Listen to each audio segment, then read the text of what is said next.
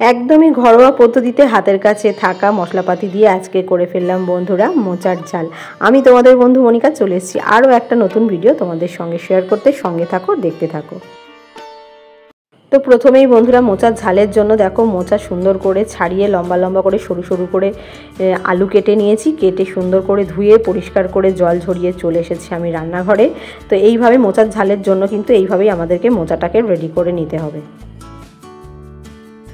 এবার বলে ফেলি বন্ধুরা মোচার ঝালের জন্য আমার কি কি মশলা যাচ্ছে। একদমই বাড়িতে থাকা মশলাপাতি কুচিয়ে নিয়েছি, 2খানা পেঁয়াজ, আর তার সঙ্গে রয়েছে জিরে গুঁড়ো, ধনে গুঁড়ো, হলুদ গুঁড়ো, লঙ্কার গুঁড়ো আর আদা বাটা, আর স্বাদ মতো নুন। তো বন্ধুরা গ্যাস আমি অন করে নিয়েছি, কড়াইও আমার গরম হয়ে এসছে। পরিমাণ মতো দিয়ে দিলাম সর্ষের তেল, তার সঙ্গে চলে গেল গোটা জিরে ফোড়ন দিয়ে তো দিয়ে দিলাম পেঁয়াজ কুচিগুলো। এবার পেঁয়াজ কুচিগুলোকে বন্ধুরা আমাদের কিন্তু লাল লাল করে সুন্দর করে ভেজে নিতে হবে। এদিকে দেখো আমার পেঁয়াজ কুচি কিন্তু ভাজা হয়ে গেছে। সঙ্গে দিয়ে দিলাম কেটে রাখা মোচা আর আলু।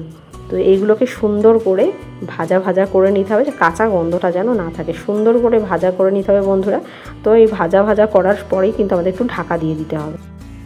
চলো বন্ধুরা ঢাকনা খুলে দেখি, দেখো কি সুন্দর মজে গেছে। মোচা আর আলুটা কিন্তু খুব সুন্দরভাবে মজে গেছে। এরপরেই কিন্তু আমরা মশলাটা দিয়ে দেবো। মশলা দিয়ে সামান্য পরিমাণ একটু জলও এতে অ্যাড করতে হবে। একটু সামান্য পরিমাণ দেখো বন্ধুরা জল দিয়ে দিলাম। দিয়ে মশলাটাকে সুন্দর করে কষিয়ে নিতে হবে যাতে কাঁচা গন্ধ না ছাড়ে মশলা।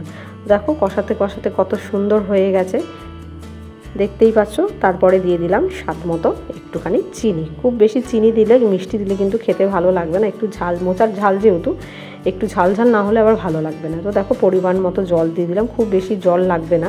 পরিমাণ মতো জল দিয়ে ঢাকা দিয়ে দিতে হবে। তো বন্ধুরা দেখো ঢাকনা তুলে দেখে নিলাম, আমার কিন্তু মোচার ঝাল একদমই রেডি। আমাদের বাড়ির সকলেই কিন্তু মোচার এই ঝাল খেতে খুবই ভালোবাসে, তাই যতবারই আমাদের জমি থেকে মোচা নিয়ে আসে আমার হাজব্যান্ড কিন্তু বলেই দেয় মোচা কিন্তু ছোট ছোট করে কেটে কুচিয়ে করবে না, লম্বা লম্বা করে মোচার ঝাল করবে। ওরা এটাই খেতে ভালোবাসে।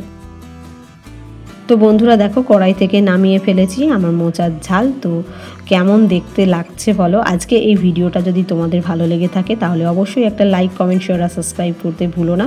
তোমরা যেভাবে আমাকে সাপোর্ট করছো, আমার নতুন বন্ধু এবং পুরনো বন্ধু সকলকে অনেক অনেক ধন্যবাদ আমার ভিডিওটা দেখার জন্য, সঙ্গে থাকার জন্য, তোমাদের মূল্যবান সময় দেওয়ার জন্য, ভিডিওটার জন্য। আবারও দেখা হবে তোমাদের সঙ্গে নতুন কোনো ভিডিওতে। ততক্ষণের জন্য তোমরা সকলেই খুব খুব ভালো থেকো, সুস্থ থেকো। Tata, bye bye.